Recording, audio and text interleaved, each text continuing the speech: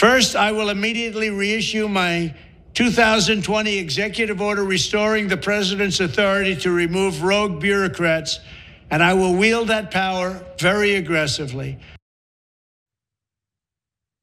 Now, that's Trump talking about gutting the federal government should he be reelected. Sounds a lot like Project 2025, which is this several hundred-page guide for transforming the government, which has been prepared by right-wing special interest groups. But Project 2025 just got a new update. It now includes Project Sovereignty, which is a blacklist of civil servants.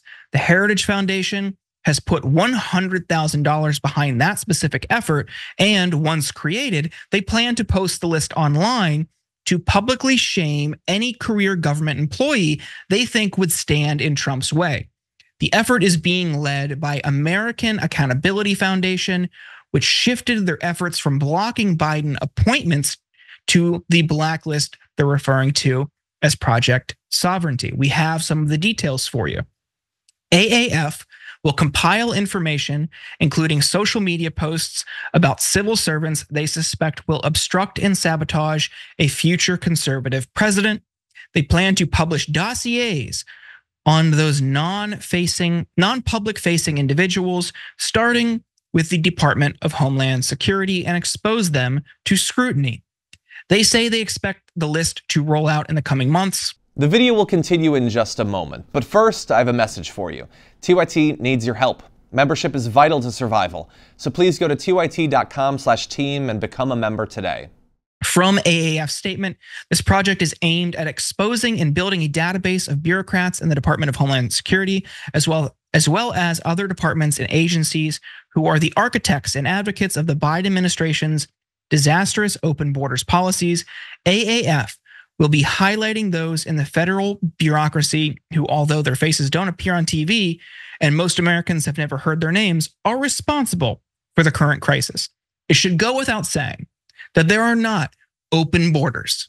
The Biden administration and Democrats tried to pass a rather harsh immigration bill, and Republicans rejected it. But ultimately, bureaucrats do not set immigration policy.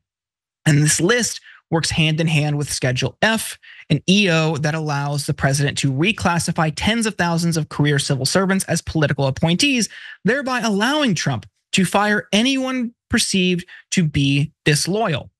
Given AAF's track record, this will be a wide-ranging and likely discriminatory action. Some of AAF's tactics in recent years offer insight into what Project Sovereignty 2025 could look like.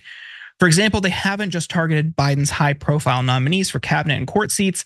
They have also gone after lesser-known political appointees. AAF also has a track record of disproportionately targeting women and people of color. According to The New Yorker in 2022, more than a third of the 29 candidates they'd singled out were people of color, and nearly 60% were women. The largest union for government employees, AFGE, responded to this reporting by saying, this is an intimidation tactic to try to menace federal workers and sow fear. Civil servants are required to take an oath to the Constitution, not a loyalty test to a president. Yasmin, I want to get your thoughts here. What do you make of this Project Sovereignty blacklist for civil servants? Yeah, it's terrifying, right? And he's saying that he's going to do this, and he doesn't seem to say that as if it should be anything kind of scary. He's using it as a campaign point. But I'm not as old as Joe Biden, but in my own millennial wisdom, I've learned that a lot of things in life really come down to access, right? Your love life is about access, who's in front of you. Your job prospects are access, where you are, when you're there, who you're with. And I teased my Rebel HQ story earlier about Trump's Saudi development. And in that story, I talked about how one of the reasons why Trump wanted to be president was for the access. Once he was president, he was able to interface with not just global business people, but also with high-ranking world leaders.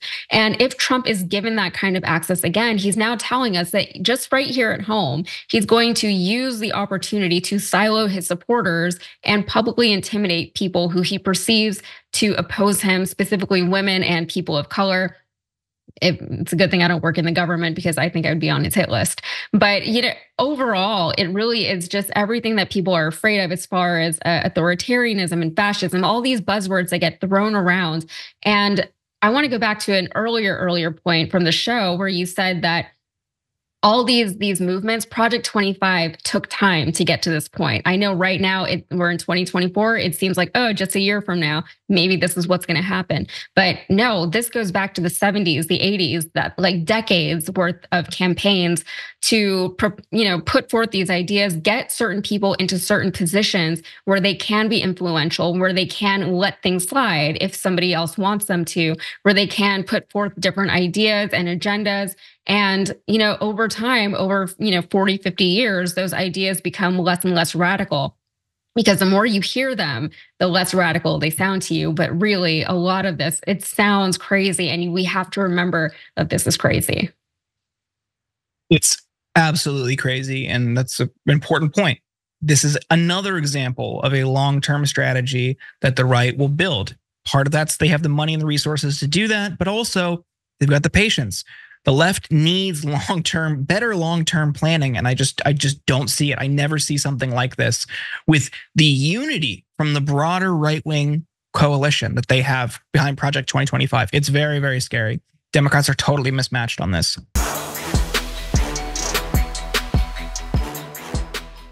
Members make a difference here at TYT. You help make the show happen, and we see you in the chat with your loyalty badge. Click the join button to become a member today.